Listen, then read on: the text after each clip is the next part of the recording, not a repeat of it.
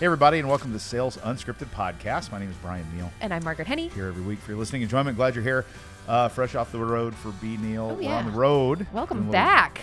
U.S. tour, and we still haven't decided if you're coming with me in July, have we? Well, we talked about it, and we were like, yes, I'm coming out to Denver. Okay. But tell me again the date. Well, because that's the problem. It's going up.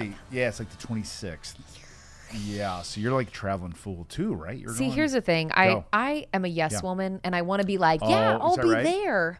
But I you know what? I am not. I don't think I'm gonna be there. So you're saying no to me? I feel it. See, this is why I'm a yes woman, because I hate this feeling. I want to be like, yes, I'm gonna be there, but So you're not coming to Denver with me? I don't know if I'm gonna come to Denver. Hang on, I'm literally looking at my calendar. Fly there like in the same day. What day? 26th. It's fine, Brian. Okay, I'm just kidding. all right. Yeah. I'm okay with saying no.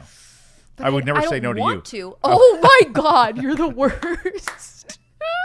Now that I know this. Son of a bitch. Yeah, see, you can really like. And your shirt's tactical. Oh, all right, guys. Now listen. Okay, I was sort of like rubbing my belly. You can't see it, but he was what like, are you doing? He was like, "What are you doing?" And I was like, "Well, I got this new shirt, and it's like ribbed, and it feels really nice." And I was like, "It's very tactical." And he goes, "What?" It's tactical. God, this shirt is so tactical. I just love it. What? And then I was like, wait, no. You got it. You found it, though. I did. I got there eventually. I was like, no, that's not right. It's tactile. Tactile. It's tactile. That's good. I love that. It's very rare that I will catch someone on the vocab thing. That's true. Usually I don't know what the words are. See? We were talking about this, too. This isn't a political show, but I was watching the debate and then the post-debate. Good gosh, what are we doing? Anyway. But one of the anchors on the news afterwards used a word I didn't understand. I'm like, why do they do this? Why do they use big ass words? Do you remember what it was? No, I can't even, literally I've never heard of it. Steph didn't think it was a word. She looked it up and then it was. Oh, okay. I don't know. Okay. I also will fight you on this all the time because I feel like you don't give yourself enough credit, and you're like, I went to public school, you went to private school. Well, that's true. But you're the one who called. That's not a debate. But that's you like a knew fact. when I said I was like, it's very tactical. And you were like, that's not right. Try again. Right, and I was like, tactile. Tactical You're right. And tactile is not, it's like a big word. You know what I mean? I know, but I don't still. think. So let's see. You're going to London. Yes. Are you excited about that? Oh my God, I'm so Spain excited. and London? It jumped out of nowhere, I feel like, because we just went to wild. Portugal not that long ago. So I'm a very lucky girl, I have to say. I was going to say, here we go. I know. So I was in Portugal. And then we were like, listen, let's go to Wimbledon. But we are going to You're Wimbledon. going to Wimbledon? We're going to Wimbledon. Oh, jeez, you didn't tell me that I part know. of it. So, okay, it's Holy my dad's shit. 70th birthday. Oh Happy my birthday, Fred. God, Fred. It's a really big birthday. How it was fun. It was like actually back in November, but we wanted to plan this big trip because my brother and I have always wanted to go to Wimbledon with him because he loves tennis. Oh my gosh, that's so. Oh my gosh. I know. So the whole family's going. We're gonna go to Wimbledon for a great couple is that? days. We're gonna go to the Harry Potter thing because we got the kids with us. Nerd alert. And then I know, but we're so excited. That is all. I didn't know you were going to Wimbledon. Yes. That's extra cool. I know. It's great. And what rounds are you going to see? Do you have any idea? We're early. But it doesn't matter. It doesn't matter. We're just excited to be there, see everything's going on. So we're in at least I think my brother has 2 tickets that are cool, great, fancy tickets that he will get my dad into. Yes. The rest of us peasants have to go early and line up, queue, if you will, as a Londoner, and get your tickets. And then it's kind of a general admission thing, and those tickets get you to any of the courts except for center court, fun. I think. Yeah. But we'll still get to see a ton of great matches. How fun is that? Have you ever been to a pro tennis match? I have, because do you remember they used to have one here RCAs. The RCA tennis tournament back in the day, used to be in Indy. Yeah, I actually saw the same. The next stop was the Western Open in Cincinnati. Oh. The same, they would play here, they'd play over there. So fun. So I got to go, and you don't realize how hard they hit the ball and how fast it goes. Oh my God. Unless TV doesn't do it justice. Nope. Oh my God. It's amazing. Oh my gosh. One time I just remembered this. I was at the RCA tennis tournament many years ago. I saw Tony Dungy there. Oh, did you really? Yes. That's and a good I couldn't celeb sighting. help myself. I stepped out in front of him and I said, congratulations on a great season, Mr. Is that what Dungy. you did? Yeah, totally. Like he's a president or something. You can call those people coach. They actually like to be called coach. Oh, do they? Oh, I called him Mr. That's okay. Dungy. You can even call him coach. Yeah. They love to be called coach. Okay. We're going to do a topic. Wait, do you eat strawberries and cream? Yes. Is that what you do there? Yes, that's exact breakfast Is at it whipped? Wimbledon. You know Is what? it whipped cream? I don't think it is. I think So it's it's just like this- cream. Really? I'll. You know what? I'm gonna go do the research. One of my favorite foods ever, which is one of the worst foods you can put in your body. Yeah, is that whipped cream? No, worse. better tasting, but worse. Okay. And I got it on a flight, actually, Oh. over to England for work several years ago. Have you ever had clotted cream? No. Clotted cream. I hear it's amazing. My God. It's like sugar butter. It's sweet. It's like, sweet. oh my God. Get a scone with clotted cream. Okay. You'll gain 8 pounds from Immediately. that. And look at the calories and fat on it. It's No. literally like butter, fat, and sugar. It is clotted cream. But that sounds- All of our British listeners will appreciate They'll that. be like, you've never had clotted cream? Ever. It's wild. No, I Clotted cream. haven't. Well, I'm so I'm excited to excited. hear what Yeah. it's like. And happy birthday, Fred. That's so Yeah. fun. What a great Thank you. gift. Okay, we got to do Yes. some sales stuff. We're here. going to talk about sales stuff, yes. Let's do. Go ahead, So we are going to talk about pricing objections. Okay, good, Because I good, figured good. we'd kind of get back to some basics, if you will. Because sometimes That's we'll nice. have like really broad topics, sometimes very Yeah. specific. And pricing objections, I feel like, come up all the time, time. no matter what, no matter how low your price is, I feel like Yes. too. Like it's something that can get in the way. And you said that this has been coming up. It has recently. So the feed. So it's my petri dish of clients because we've got like 75 or so clients. So and this one's been creeping up a lot. Okay. And I think it's just part of like I don't think the economy's like coming to a screeching halt or anything like that. I do think there's slowness, and I just think people are progressively, very slowly starting to do behaviors that they would do in a slowing economy. One of which is just be more picky about where they spend money. And so because of that, clients get a little bit more price pushback. And then the other thing that happens is competitors who don't listen to the Sales Unscripted podcast, who don't believe in abundance and attachment, and don't have high worth and value in what they do, get really scared, and then they start driving price down. Totally. Right? Yep. And then it becomes a cluster. It's bad. It's happening in the Right. fast food world right now, right? Everyone's getting Oh. scared. So McDonald's and Burger King are competing for the $5 value meal. They're trying Okay. to go backwards. That's really risky in my Race opinion. to the bottom. Dang. Yeah. So, yes, it's coming up, and it always is a thing. Yeah. Right. I thought let's talk about a little psychology behind it. Okay. Sure. First. You cool on that? Oh yeah. Let's do it. And we may have talked about this. We ever talked about the money script part of selling on that podcast? Maybe, I don't know but if we did. like, let's go back Let's go to it. back. Yep. So I want you to think about the first memory you had of money. Oh, Remember yeah. this? Okay, talked about this. we I have think talked did. about Yeah, this. So just Yep. for if you haven't Totally. heard or listened to the episode about that, go back and do that. Right. And this is what we call it money scripting. Lots of it's not a word I made up or we made up, but it's how you're wired. Yes. And so, whether you're raised wealthy or medium or poor, or even if you're, regardless of that, if your parents were cheap, if they loved to bargain, Totally. if they loved to negotiate, or if your parents overspent and lived on credit, or just, that all impacts your ability to handle pricing situations. Yep. So what was your money like? So brief our version? Yeah. our money script, even though like we grew up very well, but like well off, but my Yeah. parents worked very hard. They came Yeah. from working class families, Yeah. and so the value of a dollar was very important. Hard work to earn that was really important. Yeah. So just things handed to you Yes, not have okay. no value. Yeah. And so working for that and making sure that you're also using something up.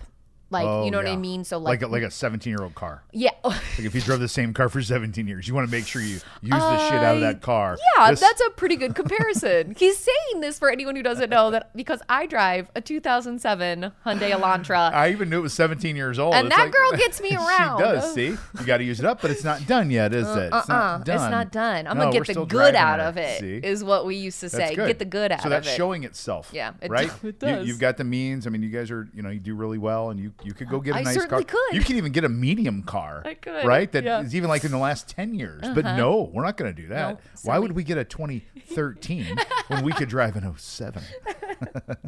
Okay, it's That's just funny fantastic. because like this is like it feeds in so well because you're like money script. I was like, I wonder how that plays out in your Right. life. Oh, Totally. okay. Ta-da. Well, No, but it's true. yeah. And then I had like contrasting things. So my dad was a spender. He actually died bankrupt. Mm-hmm. He was upside down, had credit card debt all his life. But he also was like, it didn't really do anything for him. It was like money is just like a theory, Okay. Yeah. And then my parents, who neither of them went to, my stepdad and my mom didn't go to college. Both started. My mom ended up having salary, but started as an hourly worker. My stepdad was an hourly worker the whole time. Maxed out their 401ks for 25 years, saved, paid their house off, and they live in a gated community in South Carolina. Good for with them. no college degrees. That's wow. awesome. That's something to be proud of. Yes, with a great nest egg that they never have to touch. It's just awesome. So I have both of those. I can money in like from a bad side when I'm negotiating in a deal. because it doesn't mean as much to me. That's the dad side of me. If someone's like, okay, if I say, well, it's 50 grand, like, can we do it for 40? I'd be like, sure. Yeah. Okay. It's like, okay. I don't want to care. It's not about like, that for me. I'm like, right. let's get in. Let's start working. Let me work with the sales team. Let's get good results. The money will take care of itself. Got it. Okay. That's a bad thing, though, because there's giving without asking. Naturally. You know what I mean? So I have to make myself. Right. So that's how it shows up for me, like in the sales. How does it show up for you in the sales process? I know it shows up for you in automobiles. Yeah, in automobiles. Clearly, I don't buy them. I'm the same. I would be really sensitive with people. I think also some of it has to do with me, sometimes good, sometimes bad, being pretty emotionally intelligent. So like I'll feed off of what other people are giving me, almost too much empathy. And what I know though too is sometimes when people talk about price, is it's not necessarily about price. Yeah. And instead of being able to like logically think about that, I mean, sometimes it is. Sometimes it's like, hey, this is what we have to spend. And like, that's it. You know, because sometimes people are like, you didn't sell the value. Sometimes that's true. But other times you're like, look, man, I'm telling you, this is what we got to work with. It's either going to go or not go. But being okay with saying, probably not going to be a fit then. Right. Or saying, oh, actually, it sounds like we might be able to get somewhere a little bit closer. Yeah. What if we did X, Y, and Z? Yes. I folded like a cheap old lawn chair. I was like... You have one of those too, don't you? Oh, totally. I would love the to old see metal some of your kind you do with not. the strips. Do you have those no, still? But I remember them very well. They'd sizzle your legs when Oh you sit my them, right? God. You sit I down can feel it right now. You sat and you're like, and then you've got your aunt at the family reunion that never ever gets out of her chair, like except to go pee, and she gets up and her whole back from her bathing suit. She's got the bathing suit is like implanted. Like, did you get a lawn chair tattoo, Aunt Mary? Nope. That's funny.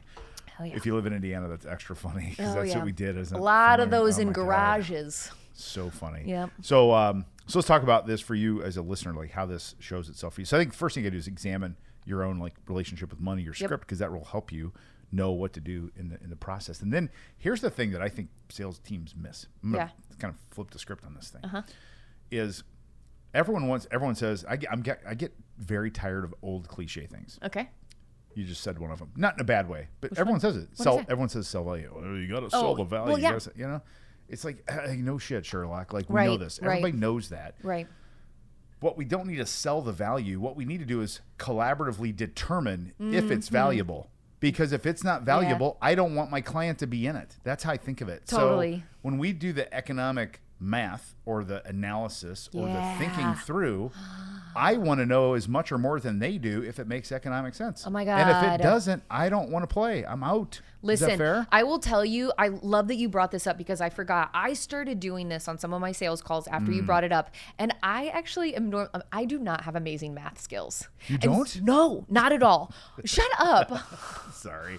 I'm not picking on you, but I can't handle it. Sorry. I I'll know. leave you alone. You're sensitive. Come on. So I was like, I didn't want to do math live on calls with people because I was like, oh my gosh, I'm a little bit embarrassed to work through this with you because I felt like I should know it really quickly. Yeah. And finally, I would be like, hey, you know what? I majored in theater. I'm a salesperson. I'm a relationship person. I am not a mathematician. So just bear with me for a second here and we're going to work through this. Awesome. It is there's so much clarity. There's so much transparency. So if you're like, okay, this is where you are right now on where you're converting, because I talk automotive a lot, where you're converting your leads to two-way conversations. Yes. Okay. So you are currently converting only 20% of those. Typically, we find that our customers can get to 60%. Wow. Okay, so if we get to 60%, let's talk about the numbers. So each month, you've got this many leads. If we're converting X more, and you go down the funnel, what does that mean for you? And then both of us can figure out the value. Awesome. Yeah. It's awesome. Cool. That's so great. It's cool. And I love that you do that. So that's so fun. I never thought of this. If you do suck at math, it's very comfortable to own that. And then it has to be collaborative. Like, I'm not very good at this. Let's walk through this. Totally. And then in your world, in the auto world, you're going, 60% conversion. So that's 3 times. So we go 3 times the show rate or whatever the thing is. And then how many of those close on your team? So, of our... Right. What's your closing percentage right now? We're 1 out of 3. So we go, and how many? We get 10 people. So we're going to go 20 extra copies a month. That's auto speak. See what I did there? That's I like what they it. call units or cars.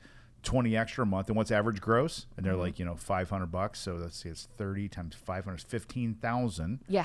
Okay. So in our co-video, like a month is going to be 189. Yeah. You're like, There's your math. That see. checks out for me. Checks out. And I would say Yes, that it checks out for me. Totally. Good on that. That's money I would spend. I like that. You know, that's great. Without guarantees. And we've got enough wiggle room there. If you're going to pay us $189 to get $15,000, pay us $189 and get 10, still a good deal. Totally. Math makes sense. It's like just a check thing, right? And I want you to feel free because like it depends who you're talking to. I don't know about you guys, but sometimes I'll get people who are a little squirrely with me about their own numbers. And I'm like, hey, I totally get it. Yes. This information is proprietary, but this is really going to help us make a decision. This is all in good faith right now. Yes. So like we kind of need this information to really get down to brass tacks. Are you cool with putting pen to paper with me right now? Love it. And if they don't, hey, there might be other weird things going on there, some trust issues, and you're like, okay, hey, you're gonna have to figure that out on your own. Then I'd love it if we could figure it out together. So I don't know, but I find people are way more transparent than way more. So get out of this older mindset of I have to sell value. Get into the mindset of I need to do my own economic analysis. Yes. Using my customers' numbers to make sure it makes economic sense. Because Totally. if it doesn't, I'm going to leave immediately. Because I wouldn't want to put anyone in that situation. By the way, you should lean on your marketing team for that. Oh, whoa, says the marketing chick. I know. Way to go. You should. Why? Tell me about that. That's well, good. because that's a lot of work on your end to kind of figure this out because it's usually data that either, you've got maybe a sales ops person who's kind of looking at all this information or maybe your marketing people because a lot of times they'll need to go and do some case studies, figure out the numbers around it, and then you guys get to tell that story and apply that math to other people. And it's not going to be perfect every time, right? But then you get to at least say, hey, here's a scenario where it was working really well. This is what we did. I think we can pick that up and put it over here for you, and this is what it would look like with your numbers. Fantastic. Yeah. That's fantastic. And the last thing I'll say about this, and this comes from our friends at Gong. Gong's really good at their stats and data. And everyone wants to do this. So people are listening to this, especially people like, I got this shit figured out. Like, well, I'll just do an ROI calculation. I just use my ROI calculator. And I'm not dissing if you got an ROI calculator. Gong stats are very, very clear. Gong's a software that's an AI type based software that analyzes sales calls. And they've got millions and millions of sales calls. And they foot what happens in the sales call to close won, close loss percentages. Yep. If you want to drive close win percentages up, and you can look at Gong's actual data to get the exact stat, is you don't talk ROI in numbers, you talk ROI in story form. Marketing person. That's what I'm validating what she's saying. So marketing's not going to give you a calculator that you plug numbers into and hit enter and goes, there's a 4,922% ROI, because no one's going to believe that. Right. No. They're like, no. You got to talk in stories, like you said, like you say. So we worked with a dealer group. They had 3 stores. We started in their Chrysler store. They had 10 salespeople. We plugged in. They were averaging, 10 copies per person. When we got done, that number from 10 went up to 20. Exactly. Doubled, and we attributed about 5 of those per person to that, So it's story form. Tell the ROI in story form. Do not use ROI calculators. Yep. It's not just the numbers. It's got to tell the story too. Because the ROI is, in those calculators, it's like massive. Yeah. And it makes no sense. So you get a 4,068, And then I'm like, what does that even mean? You know what I mean? It sounds like, what's the ROI on your rent? It's kind of like, you know what I mean? What's the ROI on that desk? How much you pay for that desk? Well, it's a stand-up desk. It's a walk-in desk. We should get walk-in things up here. Hey, that would actually be nice. It'd be fun. Okay. I need that. Okay. Do you? Yeah. Just for what? Well, I went to the chiropractor and he was like, "Hey, you work at a desk all day?" I was like, "Yeah." Oh, really? Yeah, because I was kind of doing this and like the heads out, that, like whatever. Well, he's not a psychic. Don't say it. No, I didn't say that. No, I didn't say that. No, don't say that. Nope, I got you. Say it. No, but I do need to work on my. I need to work. Do you know there's a chiropractor here in this building? Oh no, for real? Yeah, for real. Okay. Well. Yeah, downstairs you can hear the cracks sometimes. Oh, just God, kidding. So I'm satisfying. Kidding. No, all right, we gotta stop. Okay. Yeah. So explore your own money script, your own stuff. Then think about it being a collaborative conversation together. Yes. Use your marketing team to develop stories that demonstrate ROI. Don't use ROI calculators. And if the numbers don't work, you leave. That's it's it. That's simple. Good intention. That's a fucking hell of an episode. I know, right? What are you talking about? Way to go, girl. All right. We'll see you guys next time. On the road, maybe. Oh, no. Oh, shoot. Yep. That's okay. Okay, bye.